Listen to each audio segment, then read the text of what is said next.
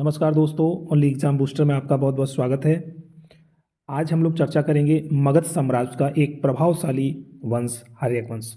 हर्यक वंश के बारे में चर्चा करेंगे और आगे आने वाली वीडियो में अन्य वंशों की चर्चा करेंगे। तो आज का विषय केवल हर्यक वंश रहेगा हमारा। सबसे पहली चीज़ है कि मगध साम्राज्य एक बहुत बड़ा साम्राज्य था और उसका एक पहला वंश हर्यक वंश रहा। हालांकि मगध साम्राज्य के इससे पहले के वंशों के बारे में इतिहास में कोई सटीक जानकारी नहीं है, तो हर्यक वंश से ही प्रश्न पूछे जाते हैं परीक्षा में। हर्यक वंश या फिर उसके बाद जैसे शशनाग वंश है, मौर्य वंश है, इसके बारे में पूछे जाते हैं। तो आज का विषय रहेगा हर्यक वंश और हर्यक वंश के बारे में हम लोग चर्चा करेंगे। देखिए, हर्यक वंश का जो काल रहा है, समय रहा है, वो ईसा पूर्व रहा है 545 ईसा पूर्व से लेकर 412 ईसा पूर्व, यानी कि बीसी बिफोर क्राइस्ट। यानी कि हर्यक वंश का जो काल रहा है वो 545 से लेकर 412 ईसा पूर्व तक रहा है। हर्यक वंश मगध का पहला राजवंश था। हर्यक वंश जो था ये मगध साम्राज्य का पहला राजवंश था। सबसे इम्पॉर्टेंट चीज़ है कि मगध साम्राज्य का पहला राजवंश कौन था, ये बोलेंगे हम लोग हर्यक वंश। कौन सा बोलेंगे? हर्यक वंश। और हर्यक वंश का जो कार्यकाल रहा वो 545 ईसा पूर्व से लेकर 412 ईसा पूर्व तक रहा। कब से कब तक रहा? 545 ईसा पूर्व से लेकर 412 ईसा पूर्व तक। ठीक है ना। प्रारंभ में हर्यक वंश की राजधानी राजगृह थी। कहाँ पर थी? राजगृह। ये ध्यान रखिएगा कि प्रारंभ में हर्यक वंश की जो राजधानी थी वो थी राजगृह, लेकिन बाद में हर्यक वंश की राजधानी कहाँ पर पहुँच गई? पाटिलपुर, जो आधुनिक पटना के नाम से विख्यात है। ठीक है। इसके बाद हर्यक वंश को पितृहंता वंश, ये इंपॉर्टेंट है, बहुत इंपॉर्टेंट है कि हर्यक वंश को पितृहंता वंश भी कहा जाता है। इसका मतलब है कि जितने भी राजा हुए बिंबिसार को छोड़कर, जैसे बिंबिसार तो हर्यक वंश का संस्थापक था। ये जो हर्यक वंश का संस्थापक कौन था? बिंबिसार। इसने हर्यक वंश की स्थापना की। इसके बाद जो इनके पुत्र हुए अजातशत्रु, उन्होंने इनकी हत्या करके राजवंश को हत्याया था। उसके बाद आगे भी उदयन हुए, उन्होंने अजातशत्रु की हत्या करके राजवंश को हत्याया था।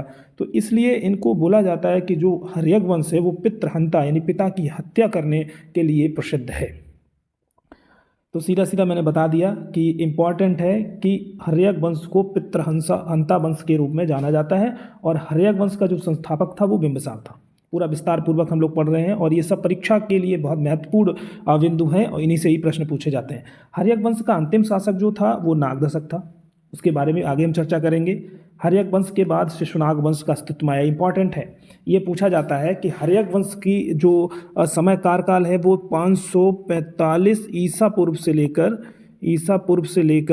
412 ईसा पूर्व तक रहा। कब तक रहा? 412 ईसा पूर्व तक। इसके बाद में जब नाग दशक के बाद में कार्यकाल खत्म हो गया हर्यक वंश का, तो उसके बाद कौन सा आपका शासन आया, कौन सा वंश आया? तो आएगा आपका शिशुनाग वंश। कौन सा हो जाए? शिशुनाग वंश। हर्यक वंश का शासनकाल लगभग 132 वर्ष तक रहा। कितने वर्ष तक रहा? 132 वर्ष। तो ये तो आपका सीधा सीधा दे दिया, 545 ईसा पूर्व से लेकर 412 ईसा पूर्व तक रहा। आइए आगे बढ़ते हैं हम लोग। हर्यक वंश के प्रमुख राजा कौन कौन से थे, इनके बारे में थोड़ा सा नज़र डालते हैं। हर्यक वंश के प्रमुख राजा, सबसे पहला राजा आपको बता दिया बिंबिसार रहा। बिंबिसार का जो कार्यकाल रहा वो 545 ईसा पूर्व से लेकर 492, 545 ईसा पूर्व से लेकर 492 ईसा पूर्व तक। और दूसरा रहा अजातशत्रु, जो बिंबिसार का पुत्र था। ठीक है ना। अजातशत्रु ने बिंबिसार की हत्या करके प्रशासन को अपने हाथ में लिया, राजगद्दी को अपने हाथ में लिया और सिंहासन पर बैठ गया। तो अजातशत्रु का जो कार्यकाल रहा 492 ईसा पूर्व से लेकर 460 ईसा पूर्व तक। तीसरे नंबर के जो हर्यक वंश के शासक थे उदयन या फिर उदयन, कुछ भी बोल सकते हैं, उदयन बोल सकते हैं या उदयन। इनका कार्यकाल रहा 460 ईसा पूर्व से लेकर 440 ईसा पूर्व तक, लगभग 20 साल तक। यानी कि 460 ईसा पूर्व से लेकर 440 ईसा पूर्व तक। और चौथे और पांचवें जो शासक रहे हैं अनिरुद्ध और मंडक, ये इतने प्रभावशाली प्रतिभाशाली नहीं रहे, तो इतिहास में इनका कोई विशेष उल्लेख नहीं किया गया है। और सबसे अंतिम शासक हुए नागदशक, या इनको नागदर्शक भी कहीं कहीं लिखा पाया जाता है। इनका जो शासनकाल रहा है 444 ईसा पूर्व से लेकर 412 ईसा पूर्व तक। और ये बीच का जो कार्यकाल रहा है 4 वर्षों का ये बीच में कार्यकाल रहा है, ये अनिरुद्ध और मंडक के नाम पर रहा है। ठीक है ना। किन के नाम पर रहा है? अनिरुद्ध और मंडक के नाम पर। तो हमेशा ध्यान रखिएगा, इंपॉर्टेंट बिंबिसार के बारे में बहुत पूछते हैं, अजातशत्रु के बारे में पूछते हैं, उदयन के बारे में पूछते हैं और नागदशक। ये अनिरुद्ध और मंडक के बारे में नहीं पूछते हैं, लेकिन फिर भी थोड़ी बहुत जानकारी इसके बारे में होनी चाहिए। आगे बढ़ते हैं हम लोग, बिंबिसार के बारे में विस्तारपूर्वक जानते हैं। बिंबिसार का कार्यकाल 545 से 492 ईसा पूर्व पढ़ चुके हैं हम लोग। बिंबिसार हर्यक वंश का पहला शासक था। बिंबिसार की राजधानी राजगीर थी। कहाँ पर थी? राजगीर। इंपॉर्टेंट है ये भैया, बिंबिसार की राजधानी राजगीर थी। बिंबिसार को जैन ग्रंथों में श्रेणिक कहा गया, ये भी इंपॉर्टेंट है। जैन ग्रंथों में क्या कहा गया? श्रेणिक। ओनली एग्जाम बूस्टर पे आपको सारी एग्ज़ाम की अपडेट और एग्ज़ाम से रिलेटेड महत्वपूर्ण वीडियो मिल जाएंगे। चैनल को सब्सक्राइब करिएगा, लाइक करिएगा और शेयर करिएगा। आगे बढ़ते हैं। बिंबिसार को मत्स्य पुराण में, एक मत्स्य पुराण है उसमें क्षेत्रोजस कहा गया, ये भी महत्वपूर्ण है। एक बार ये प्रश्न पूछा गया था। बिंबिसार को मत्स्य पुराण में क्षेत्रोजस कहा गया। क्या कहा गया? क्षेत्रोजस। क्या कहा गया? क्षेत्रोजस। कहाँ पर कहा गया? मत्स्य पुराण में। बिंबिसार पहला साम्राज्यवादी शासक था। बिंबिसार को मगध साम्राज्य का वास्तविक इस संस्थापक माना जाता है। वो तो पहले ही बता चुके हैं कि पहला वंश है हर्यक वंश, ऐसा माना जाता है क्योंकि हर्यक वंश से पहले किसी भी वंश का कोई वास्तविक उल्लेख नहीं मिलता है, इसलिए मगध साम्राज्य का पहला राजवंश हर्यक वंश ही माना जाता है। और हर्यक वंश का प्रथम शासक बिंबिसार था, इसलिए हर्यक वंश का मगध साम्राज्य का भी संस्थापक बिंबिसार ही माना जाता है। बिंबिसार ने वज्जिशंग की राजकुमारी चेल्लना से विवाह किया था। यानी कि पूछा जाता है कि हाँ, बिंबिसार का विवाह किससे हुआ था? तो बिंबिसार का विवाह वज्जिशंग एक हुआ करता था, उसकी एक राजकुमारी थी चेल्लना, उसके साथ इनका विवाह हुआ था। चेल्लना लिच्छवी के राजकुमारी तथा चेटक की बहन थी। एक चेटक राजा हुआ करते थे, उनकी बहन थी चेल्लना। ठीक है ना? लिच्छवी के रहने वाले थे चेटक, लिच्छवी गणराज्य के जो सम्राट थे चेटक, उनकी जो बहन थी चेल्लना, उनके साथ में बिंबिसार का विवाह हुआ। बिंबिसार ने कौशल की राजकुमारी कोसला देवी, महाकोसला देवी से विवाह किया। यानी कि चेल्लना से तो विवाह किया ही, चेल्लना से विवाह किया और महाकोसला देवी, इससे भी विवाह किया। यानी दो, कौन कौन से? एक चेल्लना और महाकोसला देवी। यानी कि चेल्लना लिच्छवी गणराज्य से रिलेट करती हैं और महाकोसला राजकुमारी आपकी कौशल प्रदेश से रिलेट करती हैं। आगे बढ़िएगा। कौशल देवी या महाकोसला देवी प्रसेनजित की बहन थी। जो आपकी चेल्लना थी, ये ध्यान से देखिएगा, चेल्लना थी ये आपकी लिच्छवी गणराज्य से संबंधित थी और कोसला देवी कौशल प्रदेश से, यानी कि प्रसेनजीत की बहन थी। कोसला देवी से विवाह करने पर बिंबिसार को काशी दहेज में दिया गया था। बहुत महत्वपूर्ण, कोसला देवी से विवाह किया था तो अब बिंबिसार को काशी दहेज में दिया गया था। बिंबिसार ने मध्य प्रदेश की राजकुमारी क्षेमा या खेमा देवी से विवाह किया। 3 विवाह किए इसने। एक तो चेल्लना से किया, दूसरा महाकोसला देवी जो प्रसेनजीत की बहन थी, कौशल प्रदेश की राजकुमारी थी, उनके साथ शादी की, और तीसरी बिंबिसार ने मध्य प्रदेश की राजकुमारी क्षेमा या खेमा देवी से विवाह किया। कौन? क्षेमा या खेमा देवी। बहुत ही इंपॉर्टेंट है, विस्तार पूर्वक। बिंबिसार ने अंग प्रदेश को भी जीत लिया। इस समय अंग प्रदेश का वास्तविक शासक ब्रह्मदत्त था, तो बहुत ही शक्तिशाली शासक हुआ करता था बिंबिसार। उसने अंग प्रदेश को भी जीता और उस समय अंग प्रदेश का वास्तविक शासक जो था ब्रह्मदत्त था। आगे हम लोग बढ़ते हैं। बिंबिसार ने अपने बेटे अजातशत्रु को अंग प्रदेश का गवर्नर नियुक्त किया। जब अवंती का शासक प्रधोत बीमार था, जब अवंती का शासक एक प्रधोत था, वो बीमार था, तब उसने उसके यहाँ पर या उसके दरबार में अपना राज्य वैद्य या राज्य चिकित्सक जिसका नाम जीवक था, उसको उसके दरबार में भेजा। ये इंपॉर्टेंट है, ये प्रश्न पूछा जाता है कि बिंबिसार का राज्य वैद्य कौन था? बिंबिसार का राज्य वैद्य कौन था? तो सीधा सीधा बताएंगे, बिंबिसार का राज्य वैद्य जीवक था। ये घटना है कि जब अवंती का शासक प्रद्योत बीमार था, तब बिंबिसार ने उसके दरबार में अपने राज्य वैद्य या राज्य चिकित्सक जिसका नाम जीवक था उसको भेजा था। चलिए आगे बढ़ते हैं। राजवैद्य जो जीवक थे, उनकी जो शिक्षा वो तक्षशिला विश्वविद्यालय में हुई। बिंबिसार भगवान गौतम बुद्ध का समकालीन था। अब आप समझिएगा, बिंबिसार का जो कार्यकाल था वो 545 ईसा पूर्व से लेकर 545 ईसा पूर्व से लेकर 492 ईसा पूर्व तक था।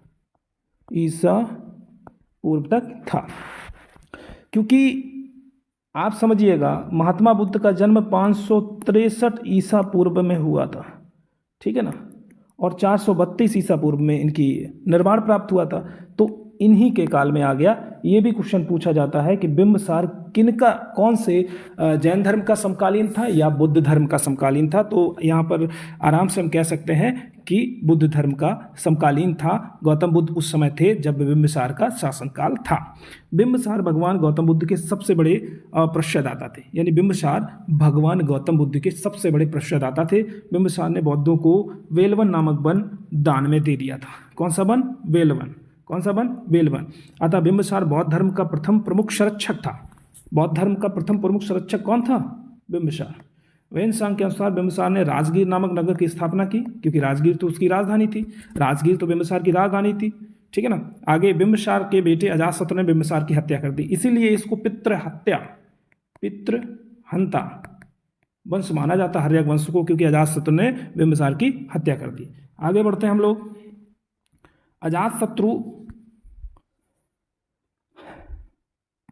अजातशत्रु का जो कार्यकाल, अजातशत्रु दूसरे राजा हुए बिंबिसार के बाद में, बिंबिसार का पुत्र था अजातशत्रु, दूसरे नंबर पर आया। इनका कार्यकाल 492 ईसा पूर्व से लेकर 460 ईसा पूर्व तक चला।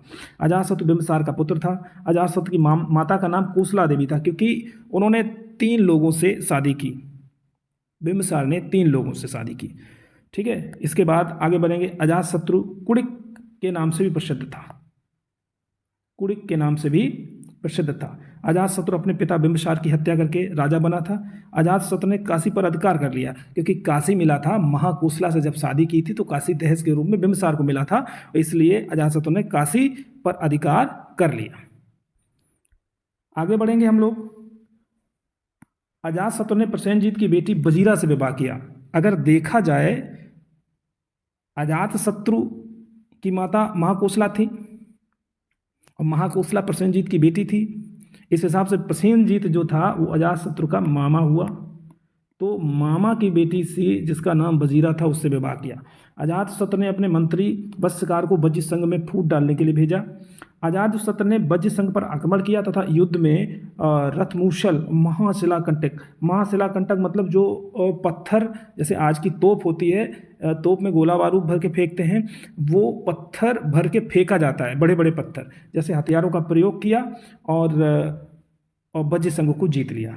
अजातशत्रु के शासनकाल में मगध उत्तर भारत का सबसे शक्तिशाली राज्य बन गया था। अजातशत्रु के शासनकाल में मगध उत्तर भारत का सबसे शक्तिशाली राज्य बन गया था। प्रथम बौद्ध संगीति का आयोजन अजातशत्रु के द्वारा कराया गया था।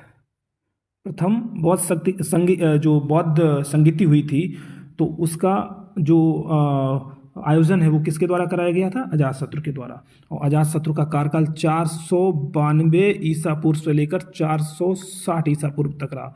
कब से कब तक रहा? 492 ईसा पूर्व से लेकर 460 ईसा पूर्व तक। अजातशत्रु भगवान गौतम बुद्ध तथा महावीर का समकालीन था। अजातशत्रु ने अपनी राजधानी राजगृह का सुदृढ़ीकरण किया, क्योंकि बिंबिसार की राजधानी राजगीर थी और इनकी राजधानी राजगृह थी। अजातशत्रु के शासनकाल में गौतम बुद्ध को निर्वाण की प्राप्ति हुई थी। गौतम बुद्ध को निर्वाण की प्राप्ति हुई थी। आगे बढ़ते हैं हम लोग। अजातशत्रु के शासनकाल में गौतम बुद्ध को निर्माण की प्राप्ति हुई थी। अजातशत्रु ने राजगृह में स्तूप का निर्माण कराया था। स्तूप का निर्माण कराया था। इसके बाद राजा हुए उदयन या फिर उदयन।